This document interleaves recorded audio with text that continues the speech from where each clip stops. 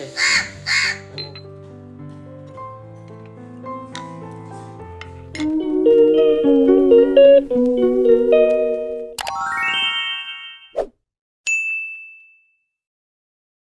আজ ব্রেকফাস্টের জন্য করব হচ্ছে সুজি আর শুকনো মুড়ি, এটাই আমাদের ব্রেকফাস্ট। আমার কর্তাকে ব্রেকফাস্টের জন্য সুজিটা দিয়ে দিয়েছি। আর নোটে শাক কিনেছে, নোটে শাকটা ছাড়িয়ে এটাকে ধুয়ে তারপরে স্নান টান করে ঠাকুর ঘরে যাব। গুড মর্নিং, বৃহস্পতিবারের নতুন একটা সুন্দর সকালে তোমাদের সকলকে স্বাগত।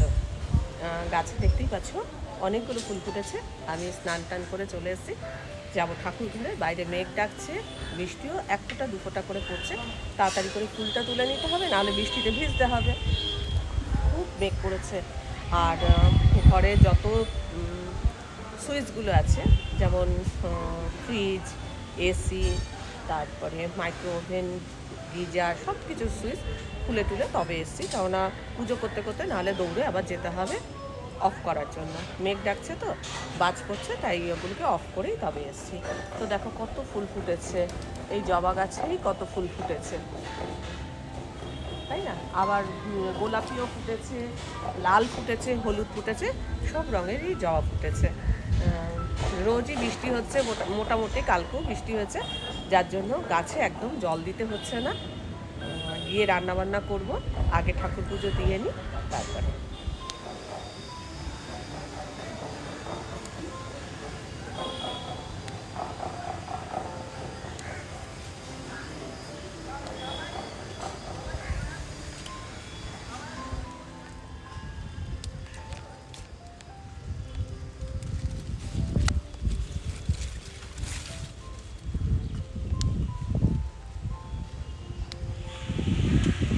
তোমাদের বলছিলাম না করবী গাছে কুড়িয়ে এসছে, এই দেখো করবী গাছে কুড়িয়ে এসছে।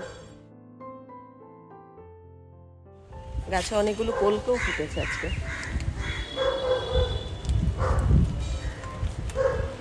বৃষ্টি শুরু হয়ে গেছে।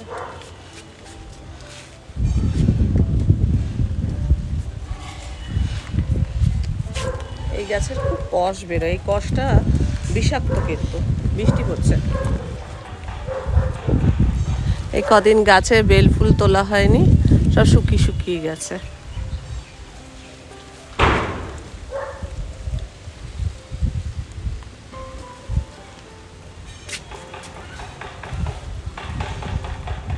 পাশে মিস্ত্রিরা কাজ করছে, তাই টুকটাক টুকটাক আওয়াজ হচ্ছে। তারও তুলসী পাতা তোলা হয়নি, তুলসী পাতা।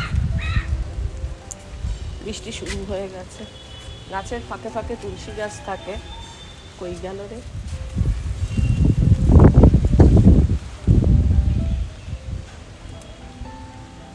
এখানে একটা গাছ উঠেছে, ঝিঙে, বরবটি না, ঝিঙে, শশা, চাল কুমড়োও নয়, যে কোনো একটা গাছ হবে, নিচ থেকে উপরে তোলা হয়েছে। গাছটা সুন্দর হয়েছে, কিন্তু কোনো ফুল টুল আসেনি গাছে।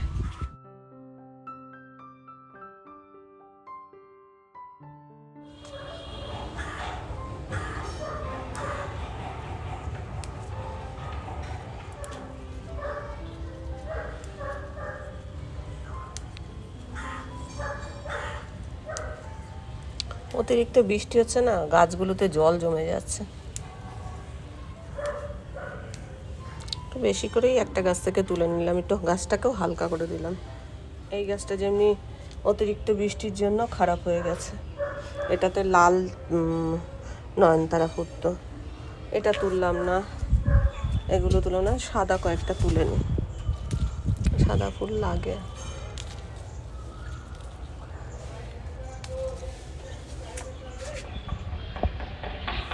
এই যে ফুল তোলা হয়ে গেছে।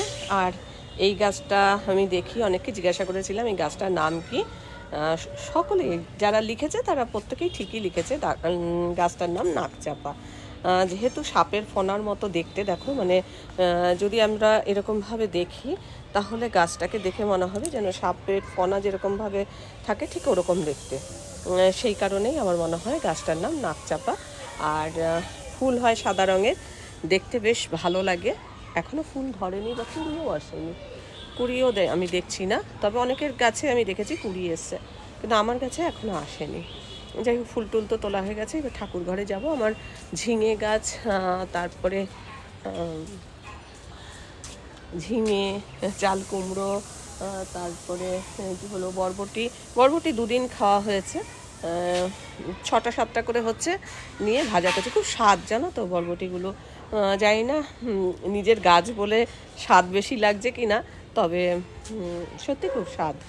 আর কোনো গাছেই সেরকম কিছু ধরেনি। ঝিঙে গাছে 2-4টে ঝিঙে ধরছে, আবার নষ্টও হয়ে যাচ্ছে। আর নতুন সরকার তো গঠন হবে।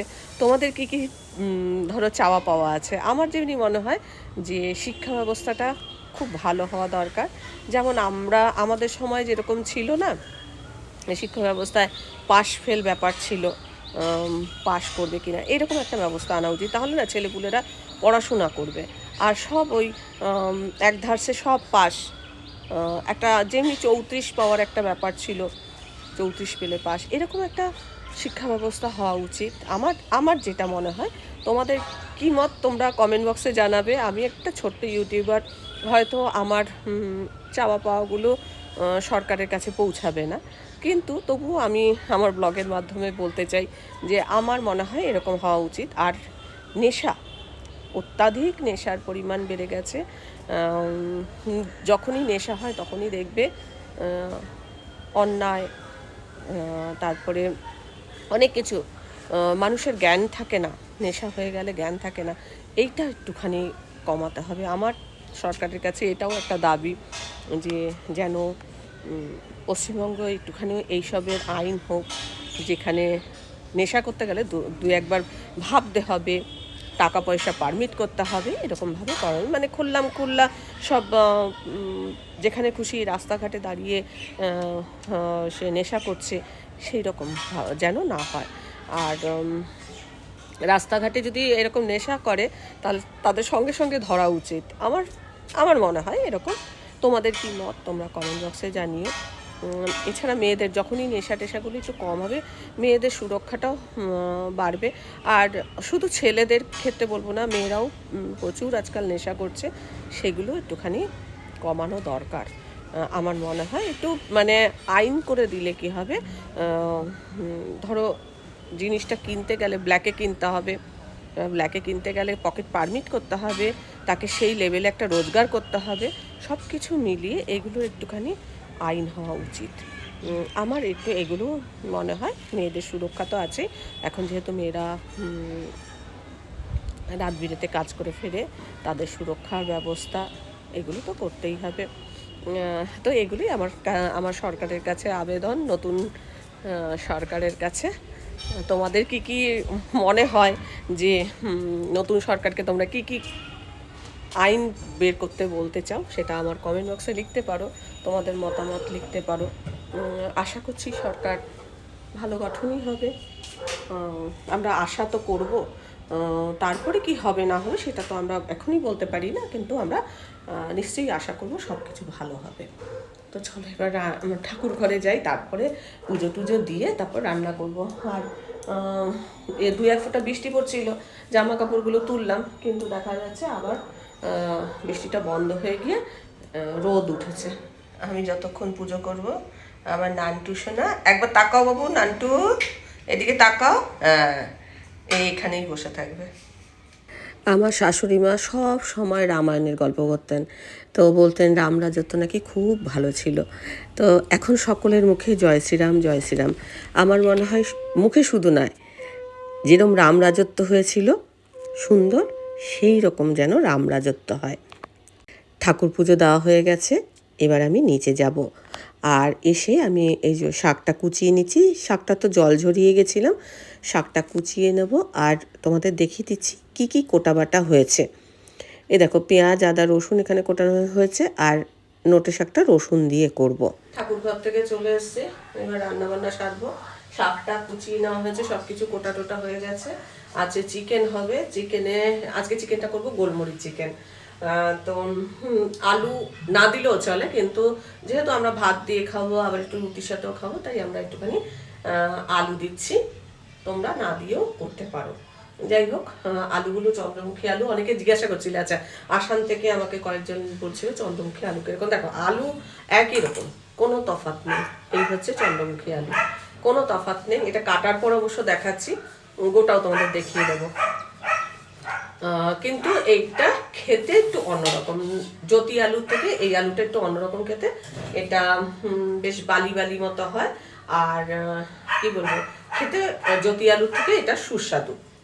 যাই হোক, আর তাড়াতাড়ি সেদ্ধ হয়ে যায়। এই অফারটা হচ্ছে এটাই। আমার কথা থেকে বলছে দামটা একটু বেশি। হ্যাঁ, বেশি। নুডলস চিকেন সেদ্ধ হয়ে গেছে, প্রেসার কুকারে বসানো রয়েছে নুডলস চিকেনটা। আর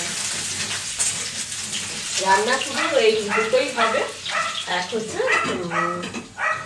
গোলমরিচ চিকেন, আর দুই হচ্ছে নোটে শাক। নোটে শাকটা একদম রসুন ফোড়ন দিয়ে করব, ওটা একদম শেষে করব। ভাতের চাল ভেজানো রয়েছে। এই হচ্ছে আমার আপাতত কাজকর্ম। আর আচ্ছা, আরও একটা জিনিস তো বলাই হলো না, সরকারের, নতুন সরকারের কাছ থেকে আমরা আর কি কি চাইতে পারি।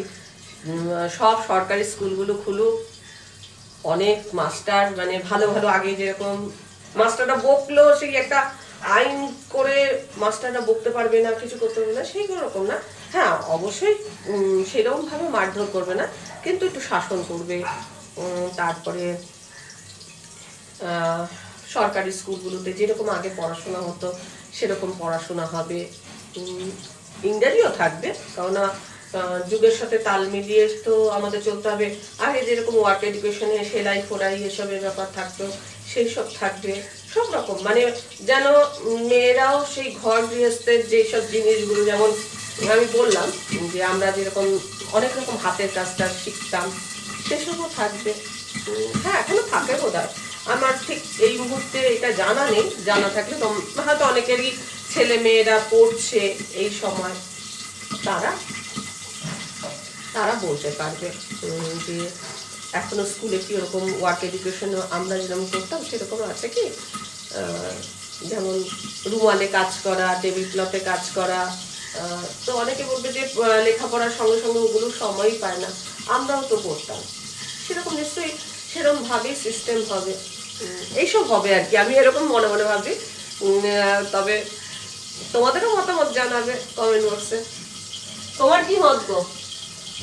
তোমার কি চাহিদা নতুন সরকারের কাছে? যেটা বললাম না, মাস্টারদের মাস্টাররা গুছিয়ে পেটা না, ওর এক বন্ধু, এখন মাস্টাররা ভয় পায়। হ্যাঁ, ওর এক বন্ধু, ছাত্রছাত্রীকে মারলে ছাত্রছাত্রী বাড়ির লোকের মাস্টারকে মারছে। ওর এক বন্ধু বলতো যে ছেলে পুলে মানুষ হয় না যতক্ষণ না ছেলে পুলের সাথে মিলিটারি শাসনটা থাকবে, মানে মিলিটারি শাসন যদি না থাকে ছেলে পুলে নাকি মানুষ হয় না। হ্যাঁ, এটা একটু শাসন তো করতেই হয়, আর বাচ্চাদের একটু মারধরও করতে হয়। হয়তো বিদেশে এই কালচারটা নেই, শাসন করা বা মারধর করলে উল্টে মা বাবাদের শাস্তি। তো আমাদের দেশে এখনো ওরকম নেই, মা বাবারা দু চার গা থাপ্পড় মারবে, ভয়েতে পড়তে বসে যাবে। এরকম আমরা খুব মার খেয়েছি জানো তো, মানে মার হাতে যাই থাকতো না কেন তাই দিয়েই মারতো। তুমি মার খেয়েছো? মনে হয় একবারই খেয়েছি বাবার কাছে। বাবার কাছে অনেক ছোটবেলা। কি কারণে? ওই একজন রাগাচ্ছিল আমাকে, তাকে বাজে কথা বলেছি। ও আচ্ছা আচ্ছা, হ্যাঁ, এইরকম কারণে তো রোজই এক মানে রাগাতো আমাকে। একদিন মানে আমাকে বলতে এরকম কিছু, মানে তোর বাবা মতো। আচ্ছা, ও খুব মোটা ছিল, ছোটবেলায় খুব মোটা ছিল, তো রোজই মোটা মোটা করে রাগাতো। এবারে একদিন মানে বাজে কথা বলে দিয়েছে, সেই জন্য মার খেয়েছে। যাই হোক, আমি একবার মার খেয়েছিলাম আমার বাবার কাছে, ভীষণ মার খেয়েছিলাম। মানে যেই মার খাওয়াটা আমার মানে প্রতিবেশী দিদি, সে এসে পর্যন্ত কেঁদেছিল। আমার বাবা খেতে বসেছে, আর আমার যে বান্ধবী ছিল, আমাদের পাড়ার বান্ধবী, তার সাথে আমি খেলতাম। তো সে কি করছে, এটা ওই ছোট্ট একটা তাকে মূর্তি কিনে দিয়েছে, সে ঠাকুর ঠাকুর খেলছে।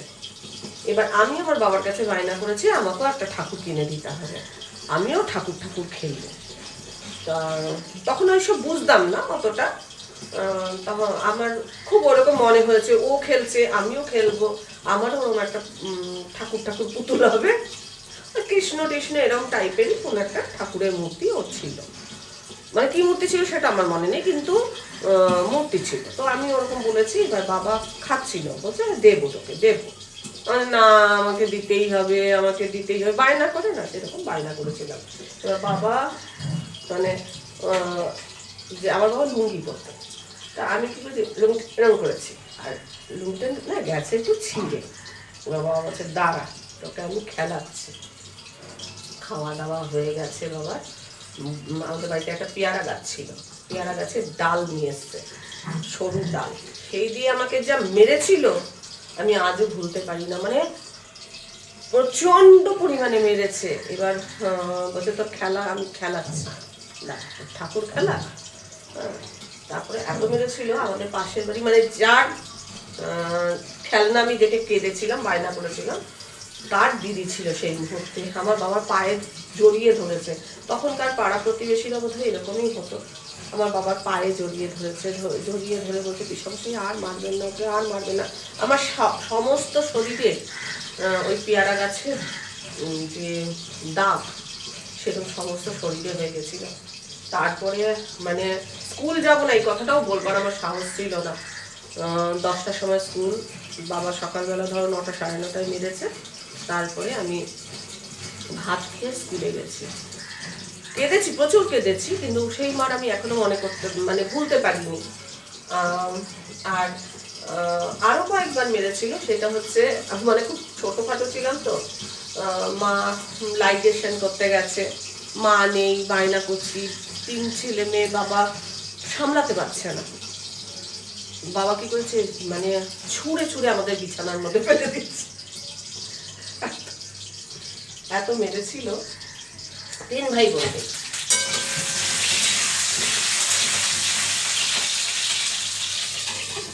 মানে বাবা যে বাবার কাছে অন্যায় করলে একটু ভয় পেতে হবে বা শাসন হবে, সেই জিনিসটারও প্রয়োজন আছে, অবশ্যই প্রয়োজন আছে। মানে আমি আজও ভুলতে পারি না ঠিকই,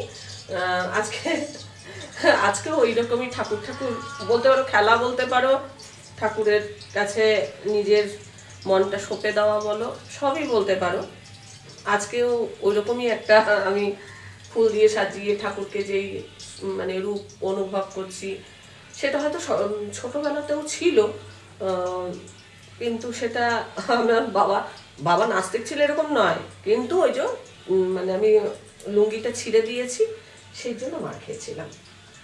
হয়তো কিনে দিত না, কিন্তু বলতো ঠাকুর, ঘরের ঠাকুর আছে তো সেই ঠাকুর পুজো কর, না ওই রকম না, আমাকে ওই রকম ওর মতো একটা কিনে দিতে হবে। তো এই হচ্ছে ব্যাপার। যাই হোক, এবার রান্নাটা করি, কেননা গল্প করলে গল্প থামবে না, কত গল্পই হবে, রান্নাটা হবে না। তো চল, আলুটা তোমাদের সাথে কথা বলতে বলতে আলুটা আমি ভেজেই নিয়েছি।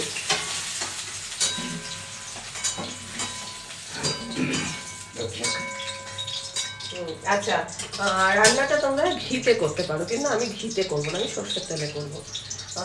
সঙ্গে একটু ঘি দেওয়া যেতে পারে, দেওয়া যাবে না এরকম না, অল্প একটুখানি আমি ঘি দেবো।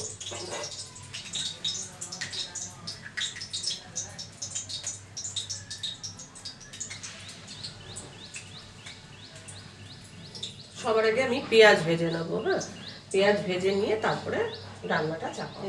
পেঁয়াজটা আগে ভেজে নিচ্ছি। হ্যাঁ, মানে অল্প পরিমাণে পেঁয়াজ ভাজছি, আর অল্প পরিমাণে পেঁয়াজ আমি পেস্ট করব। সেটা কখন দেবো সেটা আমি তোমাদের দেখাবো, কিন্তু আগে পেঁয়াজটা ভেজে নেবো। তোমরাও করে দেখতে পারো, ভালো লাগবে। ঠিক আছে,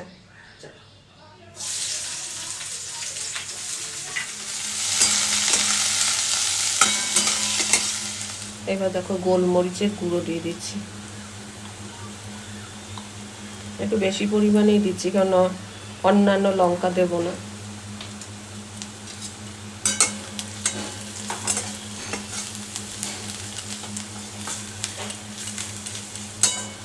এবারে আদা রসুনটাও দিয়ে দিচ্ছি।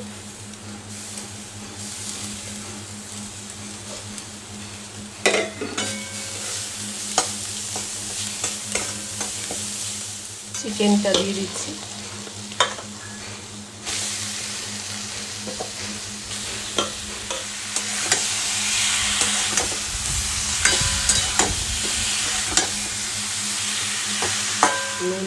দিচ্ছি।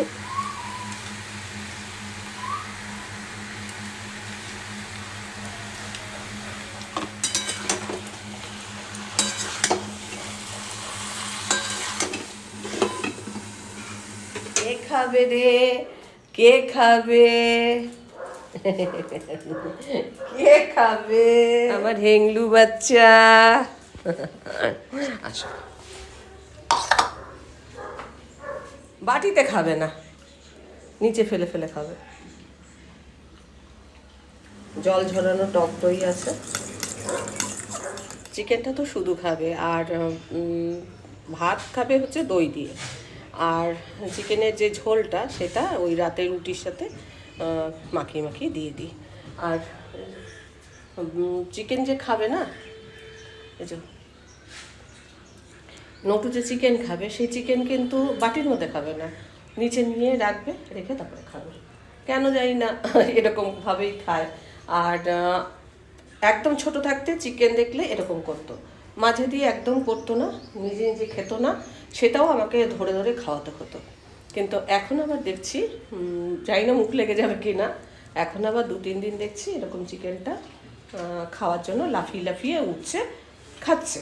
কিন্তু অনেক সময় অনেক তেল মেরে মেরে খাওয়াতে হয়, গুড বয়, হাততালি দেওয়া, গুড বয় এরকম করে করে খাওয়াতে হয়। কিন্তু এই নিয়ে 2 দিন দেখলাম যে ও নিজে নিজে খাচ্ছে। যাই হোক,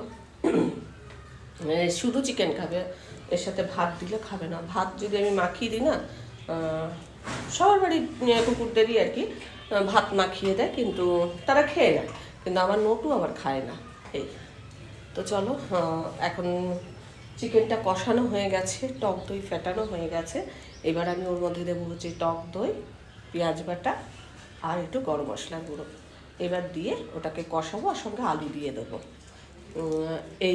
এইভাবেই করবো, মানে একটু কষা কষা হবে আর কি চিকেনটা। দইয়ের এই যে জলটা ঝরিয়ে রেখেছি, এখানে পেঁয়াজের পেস্ট করা রয়েছে, আর চিকেনটা কষানো হয়ে গেছে। মানে এখন এটা জল একদম শুকনো শুকনো হয়ে এসছে। তো এবার আমি এই টক দই দেবো, টক দইটা দেবো, পেঁয়াজ বাটাটা দেবো, দিয়ে আবারও কষাবো। মানে কিছুটা তো আমি পেঁয়াজ ভেজে প্রথমে চাপিয়েছিলাম, আবার এখন পেঁয়াজের পেস্ট দেবো। এই পেস্টটা দেওয়ার ফলে চিকেনটা একটু গ্রেভির মতো হবে। আর আলুটাও দিয়ে দেবো। আলু তোমরা না দিয়ে এটা শুধু এইভাবে করতে পারো। আমি একটু আলু দিচ্ছি, কেননা ভাতেও তো খাবো, আর বিশেষ কিছু রান্নাবান্না যেহেতু করিনি, তাই এর মধ্যে আমি একটু আলু দিচ্ছি। তো চল এগুলো দিয়ে নিই।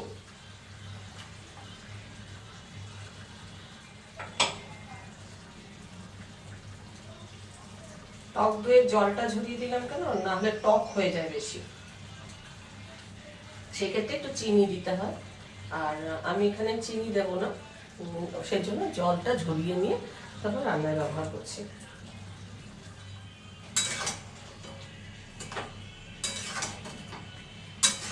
আচ্ছা, এখন এটা দেখো এরকম দেখতে হয়েছে। এবার আমি আবারও কম আছে এটা কষিয়ে নেব। খাওয়া হয়ে গেছে নান্টুয়া, খাওয়া হয়ে গেছে? হ্যাঁ, ওলে বাবালে, তো মুখটা ধুতে হবে তো, মুখটা ধুতে হবে তো সোনা, আসো মুখটা ধুয়ে যাও। আজ বৃহস্পতিবারের ব্লগ আমি চেষ্টা করব আজকেই আপলোড করতে, কারণ আমি বেশ কদিন ধরে ব্লগ কোনো শ্যুট করছি না। আমি চিকেনে খুব কম তেল ঘি ব্যবহার করেছি, আর চিকেনটার রং কিন্তু একটু কালচে কালচে টাইপের হবে, কেননা গোলমরিচ চিকেন তো। আমি এর মধ্যে কিন্তু হলুদ টলুদ এসব ব্যবহার করিনি। আমি আলু দিয়ে কষিয়ে নিয়েছি, এখন একটু গরম জল দিয়ে সেদ্ধ করে নেব, আর একদম শেষে এই যে গরম মশলার গুঁড়ো দিয়ে নামিয়ে ফেলবো। জানি না আজকের ব্লগটা তোমাদের কেমন লেগেছে। ভালো লাগলে একটা লাইক দিয়ে দিও, প্রচুর প্রচুর শেয়ার করো। আমার চ্যানেলটা ভালো লাগলে অবশ্যই সাবস্ক্রাইব করে আমার পাশে থেকো। আজকের পর্বটা আমি এখানেই শেষ করছি। দেখা হবে নতুন একটা পর্ব নিয়ে, নতুন কিছু নিয়ে। ততক্ষণের জন্য টাটা।